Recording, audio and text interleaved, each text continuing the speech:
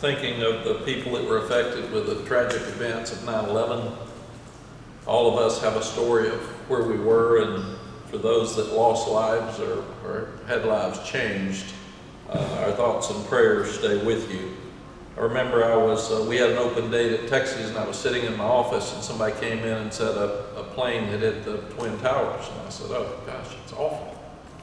Thinking that somebody probably had a stroke or a heart attack or something, and then they came back in and said, Coach, there's a plane down in Pennsylvania and another plane hit the Pentagon, and we had to move immediately because we had President Bush's daughters in school there. And we didn't know where he was at the time, and we didn't know what was really happening. So they felt like that the University of Texas might be an attack as well. So we had to get our players and try to get everybody in our building and downstairs. We had to try to find, we had Chris Sims and his parents worked in New York, so we had a lot going on that day as well. So it's something that you just remember for the rest of your life. So again, thoughts and prayers for all of those who were affected and are still being affected, because that stuff never goes away. I'm a huge fan of App State. Their fans are great. I'm so proud of what they've done with their football program. It's part of the reason I'm in the Hall of Fame. It's my time there. But their fans were loud. They loved their games. They had a great crowd for Gardner-Webb.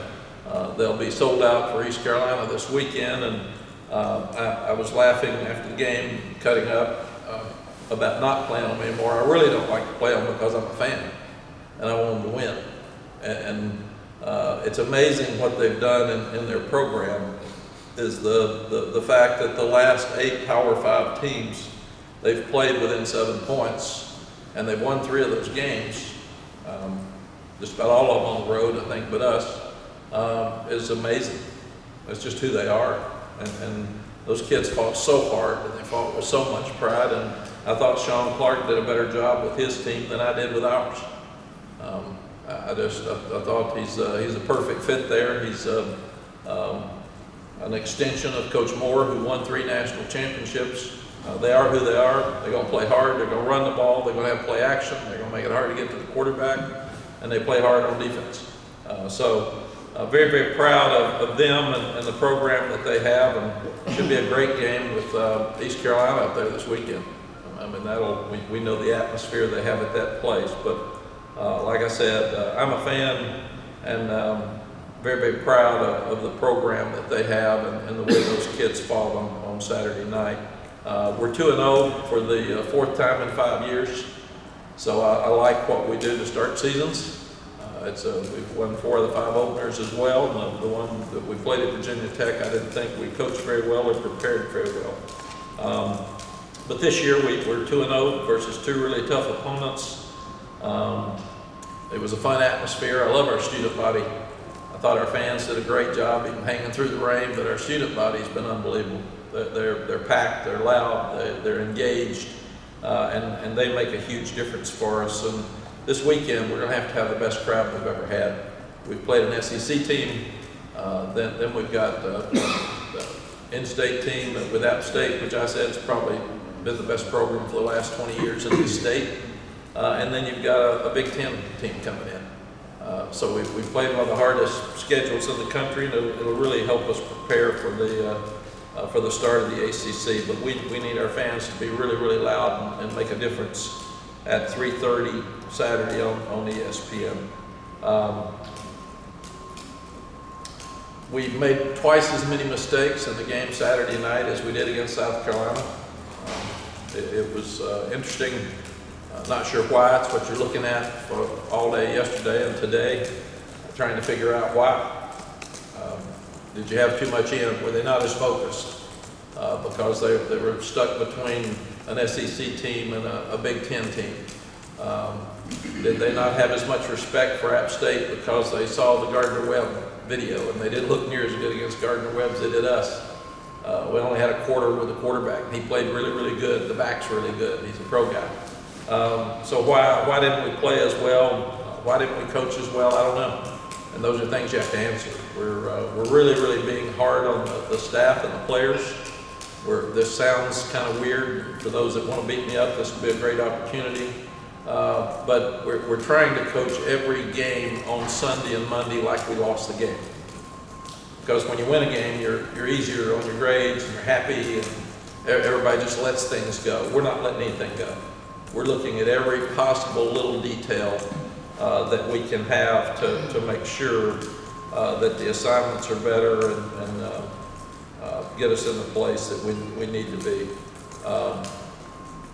Players of the game, Omarion Hampton was the offensive player of the game. It was a tremendous performance. I think the 13th best in our school history for a running back with 234 yards, I think, Jeremy, rushing. And he broke a lot of tackles. A lot of that was after contact, and the offensive line did a really good job up front. But we also had some explosive plays. For 2 weeks in a row, Des Evans has played great. And he was the player of the game defensively. So he's playing with a high motor, he's playing with a lot of confidence. And Ben Kiernan is the special teams player of the week. He had 2 balls inside the 20, 1 at the 5. We turned the guy loose and he got the punt off with a bad snap as well. So he did a great job. Offensively, we rushed the ball very well. We've rushed it at least over 300 yards and 5 touchdowns 7 times since I've been back, and that's the best in the country of any of the Power 5 schools.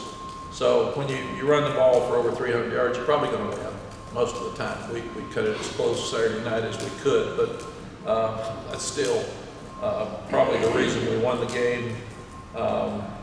We did a great job responding offensively the second half. We didn't. We came out defensively and they scored in 6 plays, which you can't have happen. You're supposed to make adjustments at halftime and make sure that they don't move the ball the second half and get off the field. That's that middle 10 minutes of the game that are so important, the 5 before the half and the 5 after. But then offensively, we came right back and responded and came down and scored and did the same in overtime. They score in 3 plays.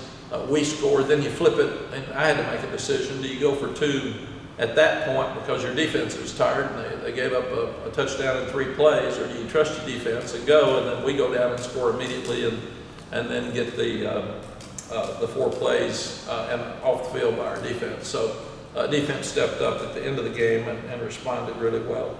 Really, really proud of the staff using the 2 timeouts to save the minute 22. We work on 1 minute offense parts of every day with tempo, but we put this exact stuff down every Thursday and have drills just about 109 left, 122 left, 1 timeout, field goal wins. And we work really, really hard on this situation. So I thought Drake did an unbelievable job with the 1 minute drive at the end. He didn't waste the timeouts. We even had the timeout to center the ball for the kick at the end. We overcame a 2nd and 16, I think, which they didn't panic. The coaches did a good job. I thought Chip did a great job of calling plays throughout. So it was a thing of beauty, and I wish we'd made the kick, obviously, because the game should have been over because we're a 39-yard field goal right in front of the sticks. So that's something that we're really, really proud of, but should have finished the game right there. And then we have not won an overtime game. We were 0-4 in overtime. So that was in my brain as I'm sitting there thinking too. So really, really proud that the guys finally figured out a way to win. And in that game, the pressure's on us. It's not on App State, because everybody thinks we've got to win the game. And they can be relaxed and go. We had to step up, and our coaches didn't panic. It's a real downer after you miss a field goal to win the game. So the momentum changes back to App State immediately because they got life. And our guys stepped up and hung in there and made the plays they needed to. Really proud of our 3rd downs offensively, 8 of 13. We're doing a great job on 3rd down, and that's because we're running the ball better on 1st down. We didn't do as well in the red zone. We were 4 of 8 touchdowns. We were 6 of 8 scores, but we made too many mistakes. We had drops. We had penalties. we had things that kept us from scoring 2 or 3 more touchdowns. There was some talk after the game about the Wildcat, should we throw it out? Really and truly, our tight ends didn't do a good job blocking in both situations. So it wasn't the formation. We'll have to look at, do you still run it? Do you have Drake in there? Because he's such a great player, but it was execution more than the play call when you go back and look at it. Because we've got to do a better job, and our tight ends are some of our best players. We're really disappointed in their execution at that point. Defensively, we messed up by letting the quarterback get comfortable. He hadn't played on the road in a major college game like this, and he came out and hit the play, pass the first play of the game, and we felt like that we didn't make him uncomfortable. The interception that he threw, Sid Gray was right in his face. So that was probably more to do with it than Don Chapman intercepted it. Don made a good interception, and we only got 3 points after the interception. And you need to turn your turnovers into points. But we had the rush close a lot. We didn't have a sack. We hit him a lot. But again, unless you're going to press the receiver some, he doesn't have to hold it. He can get it out of his hands fast. So we've got to do a better job of playing tighter coverage and making sure that we can let our guys get there. We did get the interception, but there are also 3 fumbles on the ground. We didn't get any of the 3. And you got to do that. There's a fumble on the ground at the 5-yard line. It just squirts out back, and that's points. So we left some points on the board offensively by not making the 4th and 1, by not making the 3rd and 2, or the 3rd and 1. At the 50, as you're headed in, we blocked in the back going in for another score. And then the penalties defensively killed us. We had about 4 3rd downs and 4th downs that turned into 1st downs because of penalties. Probably the worst one was the face mask by Kevin Hester at the 5-yard line. It's 3rd and 17 or 3rd and 19, something like that. So we're off the field. It's going to be a 5-yard game, and they punt. That's points because it's a short punt. And that's the drive that they had the ball 19 plays. And at halftime, they had the ball 42 plays to our 29, which is exactly what we had against South Carolina and Charlotte. And that's a killer now with that clock running. Time of possession has become more of a factor for sure. They had the ball 33 minutes and 39 seconds to 26-21, and they had 87 plays to our 75. So they stayed on the field, and that was their game plan, and they did a good job with it. So we've got to do a better job on 3rd downs. That's what killed us during the ball game. We let them stay on the field too much. And we've got to do a better job not having penalties in key situations when we get in 3rd downs on defense. And now defensive holding is such a critical penalty because it's an automatic 1st down. So it doesn't matter. And we've had one of those 2 weeks in a row. So that's really hurt us. Like we said, it's a shame we didn't finish the game with a field goal. You always want to put yourself in that exact position. We even said he went on the left hash or middle, so we centered the ball because we had a timeout, and Drake did that perfectly and in the game with a kick. And Ryan did a great job with 2 long kicks and his other extra points. So we've got to be able to finish in those situations. He said Ben punted well, had 2 inside the 20. Those should have led to points.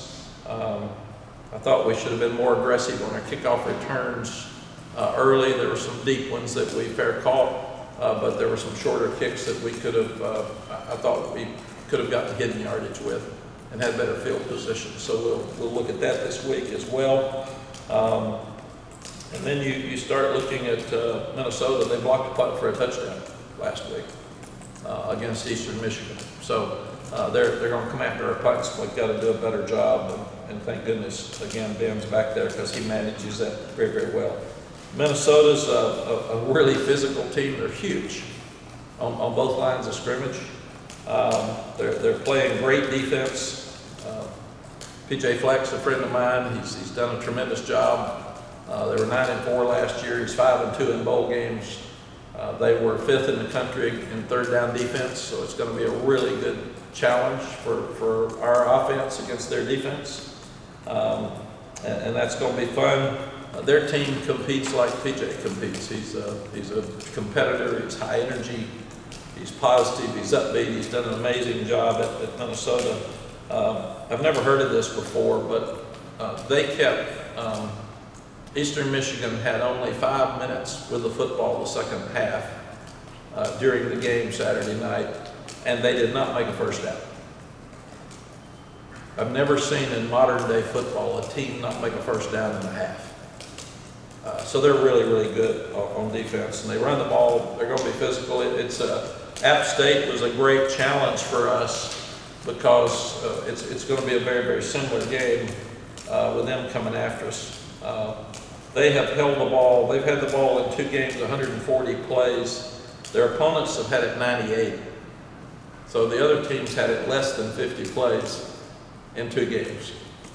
So they're going to keep the ball. So the game plan that we saw for App State, run the ball, play action, is exactly what we're going to see Saturday at 3:30. They're giving up only 131 yards rushing a game, and they're giving up 8 points per game. So they are playing great defense, but they're also playing great complementary football.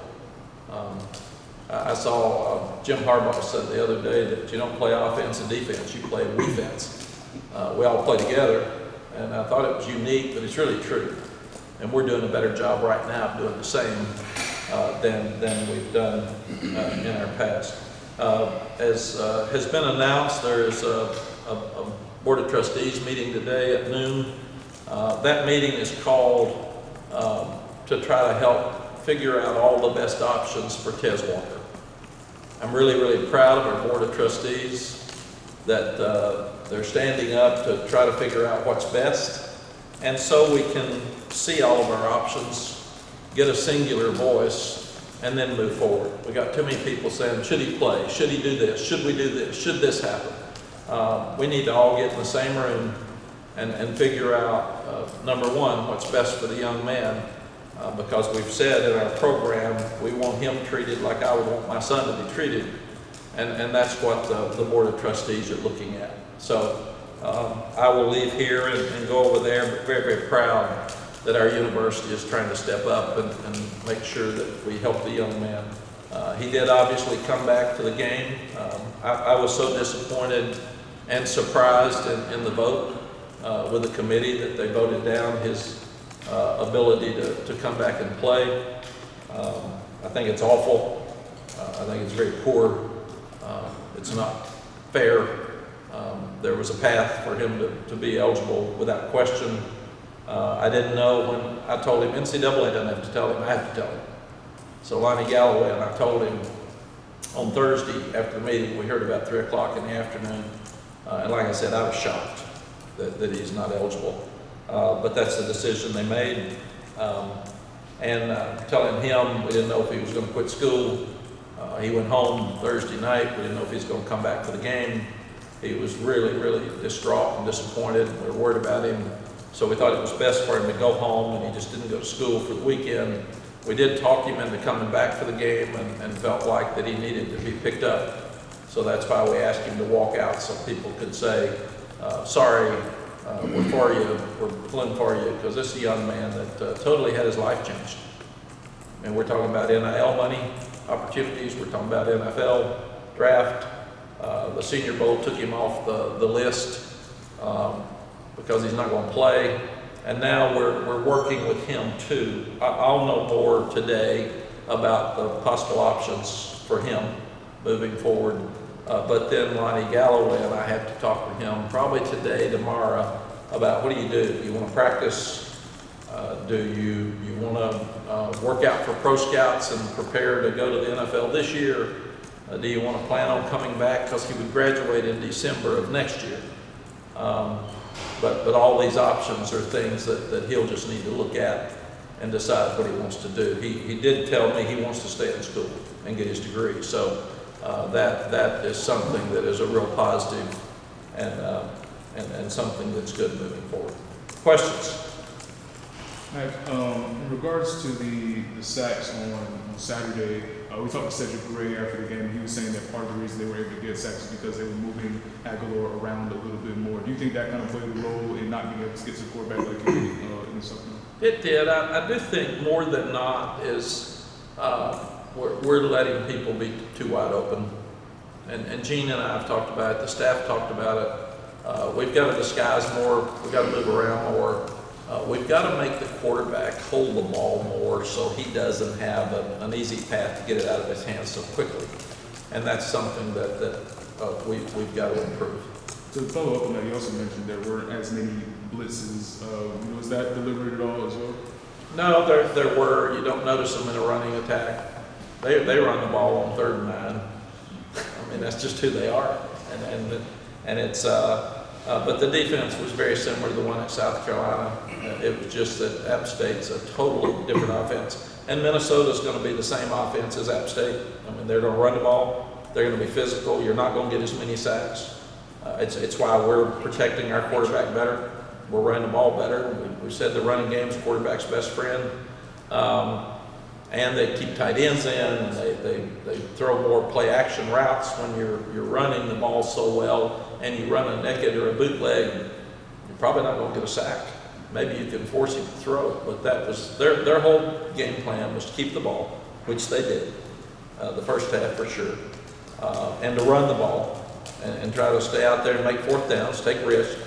Somebody asked me after the game, why would they? 4th and 1 at the 50, why would they fake it and throw to the tight end? I said they had no pressure. They're going after it, man. They could do whatever they wanted to do because they just wanted to win the game. I think give them credit. Their game plan worked better than ours.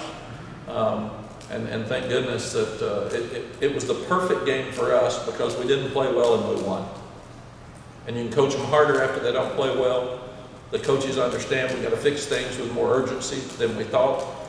We weren't as good as we looked against South Carolina. We're not as bad as we looked against App State. So we're somewhere in between. And now all of this gives us a great opportunity to fix things against a really good team this weekend.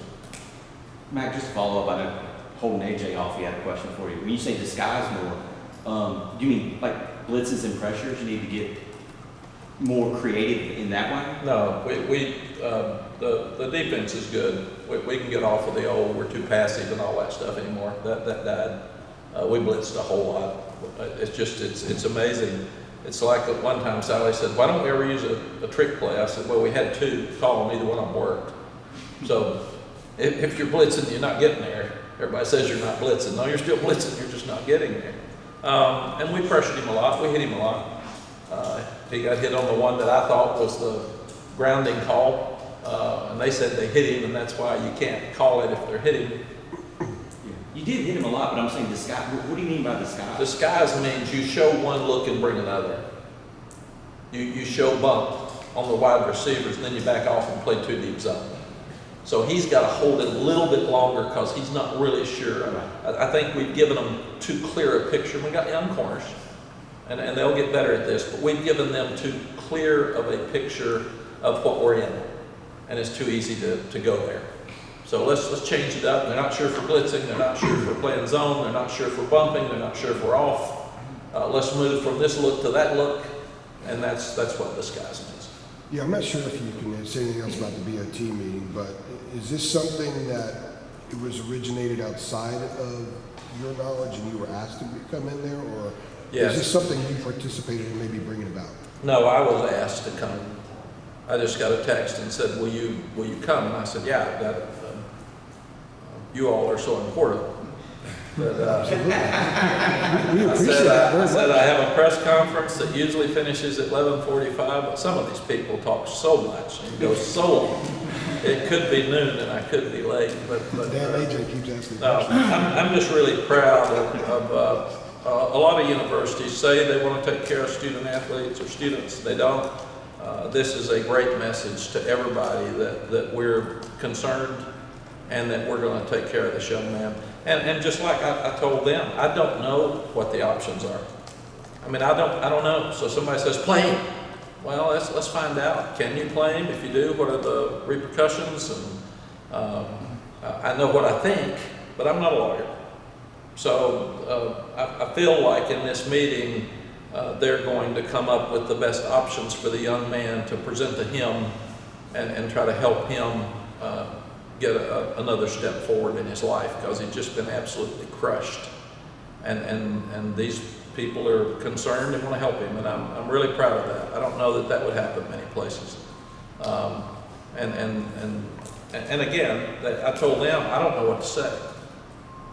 I don't have answers. So this meeting, in my estimation, is to get answers for all of us. So there is one voice. We know what to say. We can tell you this is going to happen, this is going to happen, and this is going to happen. And right now we don't know what that means, because it happened. We all thought he would be eligible. But it did say legal athletic eligibility or anything like that. So when they announced the trustees meeting. Yeah. So that, I know it's obviously some legalities involved. yeah. And I don't know any more than what I just said. They said, will you come? We're concerned about Tez, and we all want to get on the same page. Are you optimistic that there is a path for him returning this year, or do you just I don't know. know? I don't know. This is so new for me. And that's why I'm glad. I'm busy. We got Minnesota, but this is important for me to know what we can do. And I'm tired of being asked and not knowing. And he asked me. And I said, I don't know. So there'll be people here with answers, I hope, and we'll all know more this afternoon.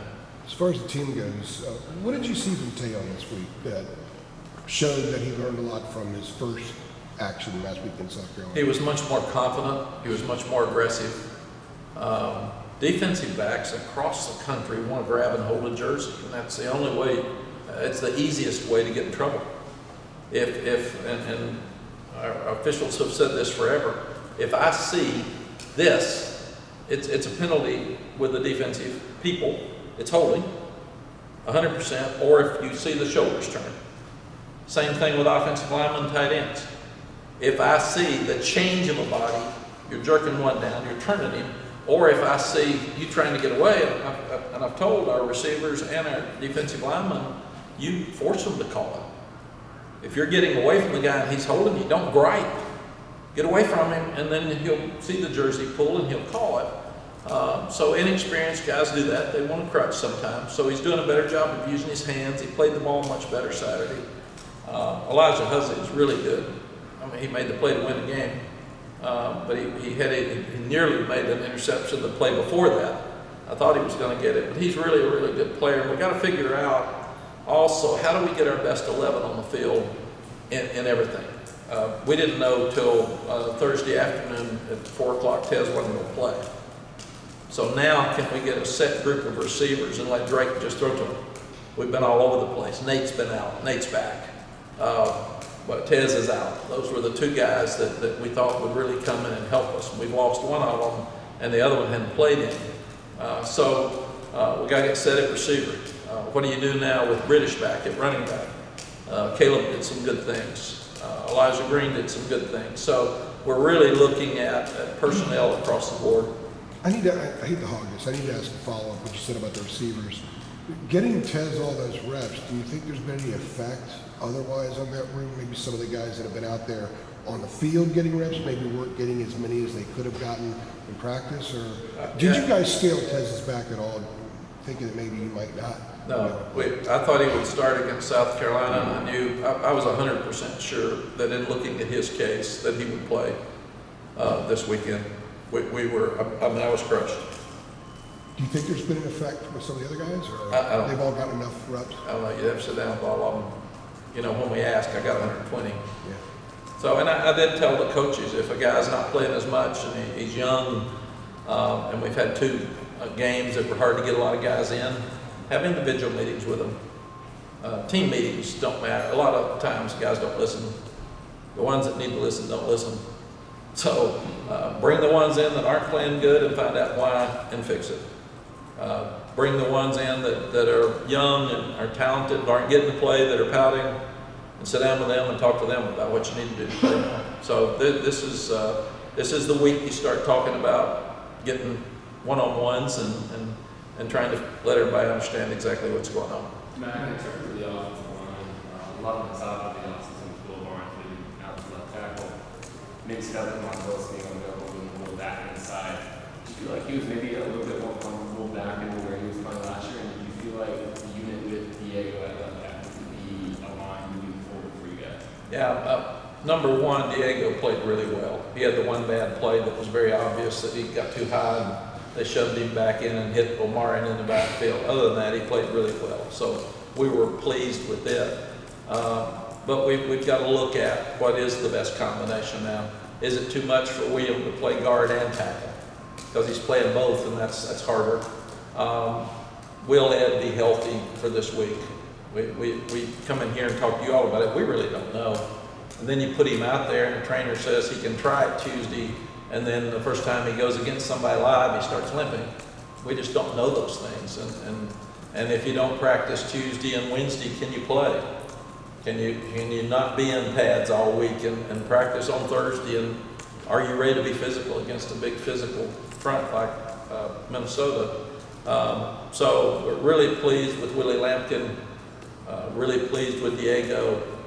Corey Gainer's the leader in that group. He plays tough all the time. But we've got to get and it's great that Diego has given us another body in that group. We're looking for 8 to 10. We'd like for Travion Henderson, Travion Green, I always call him the running back at Ohio State because we missed on him. He's a great player.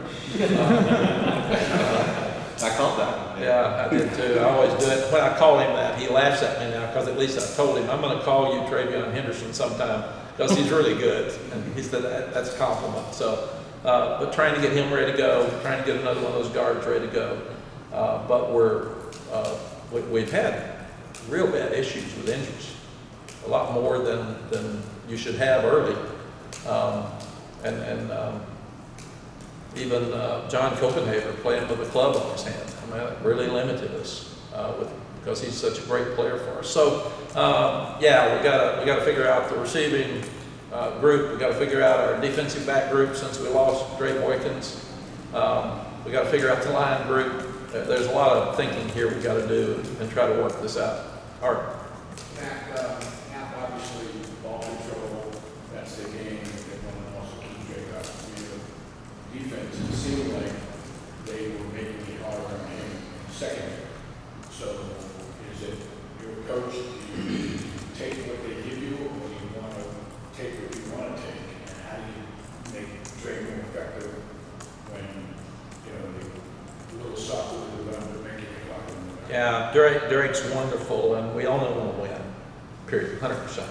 We're not into any of the other stuff. And somebody asked Drake after the game, Jeremy was telling him, what about you not throwing as much or something? He said, I would have handed it to Omarion too. Nobody could stop him. So it's about winning games. That's all it's about. And Drake's totally about that. And if you run the ball. He's the best player on the field, so you want to make him as effective as possible. You don't want to get a team to take him out of the game. I want to win the game. And that's it. Doesn't he help you win? Yeah, and he did. I just said he had one of the best drives I've ever seen, a Heisman drive at the end of the game to win the game. He made plays with his feet. He played great. If you are insinuating we should throw it every time to make him look better, we're going to win. And Saturday night, that wasn't the best way to win. That's the big transition to my next question regarding the running game and how excited you are, especially to have Omarion kind of have a breakout game the way he did. What does that do for the confidence as far as you having a more balanced offense and not relying so much on Drake when you have other weapons here to work with? Yeah, you never want to depend on the performance of one guy. If you do and he has a bad day or if he gets hurt, then you don't have a team. We've seen Omarion do this at times. We've seen him do it in practice. We knew it was coming, and it was great to see him break out on Saturday night. And then we forget, British had 100 yards against an SEC defense last week. So we thought we were good in the running back room, and we are. We're big, we're physical. Caleb Hood did a good job the other night. Our offensive line's better, and we've had less pressure. So all those things are a positive for us, but we've got a bigger test this weekend. The best defense we've played is this weekend so far out of the 3 teams. Mack, you talked, or we talked about a little bit being consistent in the kicking game in camp and in preseason, and then Co sort of highlighted that Saturday with good kicks and then one bad kick. Is it an ongoing battle in practice with him and Noah Burnett? Is it a confidence issue with Ryan? What's going on there? It is an ongoing competition, and I can't answer the other because I don't know, but we have been inconsistent. It has not been. I had Justin Tucker Zoom with him last week, and I think Justin missed one in 4 years, and he kicks them 60 now, and he doesn't miss any. And I thought it was funny when one of them said, "How do you respond after you miss one?" I thought, he never misses. So he can't answer that question. That's just not part of it. But yeah, we need to be more consistent. And we kick game-winning field goals every time we do the 1 minute drill. We finish with a field goal to win the game. So it's not like that was the first time we walked out there. Mack, App State and South Carolina are obviously programs you're pretty familiar with, having played them a bunch in your time here. Minnesota's a team that Carolina's never played before in its history. I mean, when you're going against an opponent that you're not as familiar with, like, does that change how you approach scouting? Like, am I overcomplicating things here, or is it something that the conversation that's been had? I think, Michael, you're probably overthinking it because the difference is the emotion. They know a lot of the kids on the South Carolina team. They know a lot of the kids on the App State team. So they pick at each other and they text during the week and all the families talk and that kind of stuff. Most of them would only know Chris Collins. He is one of their Jack players on the team. But other than that, I don't think they'll know anybody from Minnesota. They know about them as a program. We've seen them play Nebraska. We've seen them play Eastern Michigan. They've played both games at home. I was hoping it'd be hot for App State. It wasn't. I was hoping it'd be hot this weekend. It's not going to be. So the weather gods aren't helping us very much right now with our turf and the heat like we had hoped in early season. Mack, I wanted to ask you a big picture question about replay a little bit.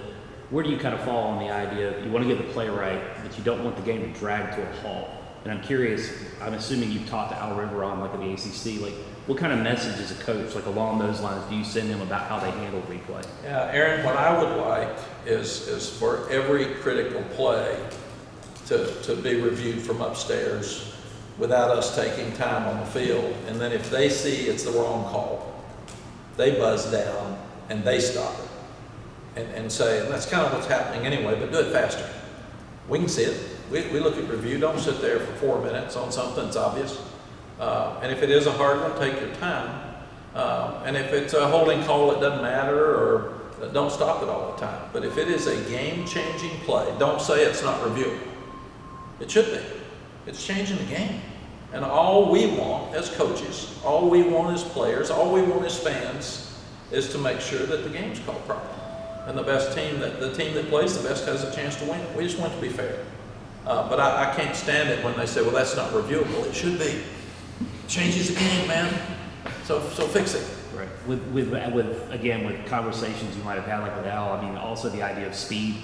I mean, you want the game to not kind of grind to a halt. One of those times where maybe guys are looking for every replay angle of these really, I mean, do you think that they take too long in a big picture sense about officiating and replay nationally? Or is this one of those things that it could be case to case? Yeah, it's case to case, but I would like all of us to see it speed up. I don't like the fact that we took away 10, 12 plays per game, but the games are still the same length because we've got more commercials. So we said we wanted to shorten the game. We did, but we didn't shorten the time people are watching. we took plays away from kids. We took plays away from fans, but we didn't shorten the time they have to sit there. So I don't think it worked. I don't think it's what we needed. But I do think we should have more critical reviews in a shorter period of time. Matt, real quick, you mentioned Nate McCullum a second ago. Just kind of wondered what his comfortability is like coming off the injury. He only had the knock-snap. Just kind of, where is he at right now? I think he's ready to go. He's good. Nate McCullum practiced some last week. He got better. I don't think Lonnie was comfortable. You know, we didn't know whether Nate was going to be full speed or not. We didn't know whether Tez was going to play until Thursday. So Lonnie Galloway's had a tough load here trying to figure all this out with so many unanswered questions. But really feel like Nate's ready to go. So I've asked him after the game, and he said, "Coach, I'm good. I could have played tonight, so let's go." So he should be a factor this week.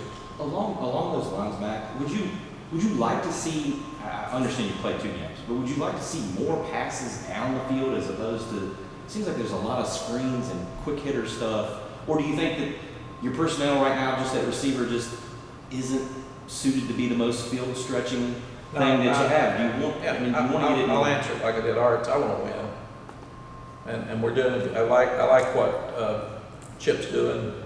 We had some deep throws. We threw a deep one to Gavin Blackwell that there's an interference call. It's not on record, so nobody remembers it or sees it. We threw a deep one to J.J. Jones, which was a huge play on the post. So do we want to throw? We do want to get more explosive plays. I think that would be your answer. But we'll keep working at that. Yeah, we've got time for one more. Who's control? And how important it is to, when you face a team like App that did it, you face a team down in Minnesota that did it. I feel like, is it really just as simple as just taking advantage of possessions you do have? Is that how you beat a team that tries to control the time of possession like Minnesota? Yes. For instance, 19 of those 42 plays were on one drive, and we should have been off the field, but we had a face mask penalty. And they would have had the punt from the 5-yard line. So you can't do that. You can't extend drives with things that we call it self-inflicted wounds. I mean, you can't do that. He's on the ground, he's tackled, and we grab a face mask. So you got to cut out the penalties, you got to cut out the mental mistakes, and that's hard to do with a bunch of 20-year-olds that have a lot of distractions. But that's what we got to do. That's what coaching is. Adam, last one. Well, I was just going to throw it in there. Who's the number 1 kicker in practice this week? I think we'll look at it and see. Plus, Ryan's been sore some, so that's part of this too. I mean, we're the only one that can have a sore kicker, but we do. You mean physically sore?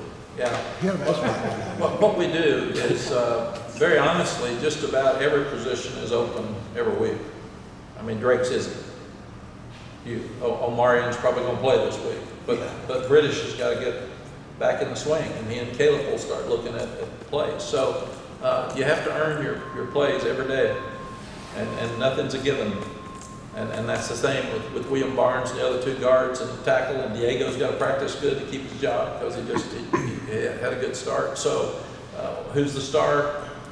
Who's the other corner opposite Marcus Allen?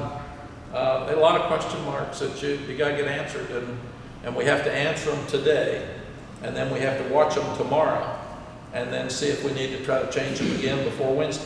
Right. So that's the job we have, and our job is not to sit. Coach Bowden made a great comment that I use all the time. He said the worst thing you can do is practice things that aren't working. So if it's not working, fix it. And I've said, if your player didn't do his job, why? If your player has 5 mistakes, why? Is that because he didn't focus? Well, that's on you. Is that because you didn't teach it right? Is that because you had too much in? Is that because you didn't do the proper drills and get him in the right place in practice? Don't sit there and say, well, he played that. That doesn't fly. Why? If he played bad and you did everything right, then change him. If all of yours played bad, then maybe it's on you. And that's not very comfortable in those rooms. But I said it's what you got to do is you got to be confident enough that you can be uncomfortable, because it's not uncomfortable to not play good. Thank goodness we didn't play our best and we still won. That we couldn't have done that most of the time since we've been here. This team's older, they're more confident. This staff hung in there together. That was a game that would have been really easy for us to lose. And I'm proud that the guys hung in there and won. And we can jump all over them yesterday and say, okay, we're proud of it. Let's be proud of ourselves. Great win.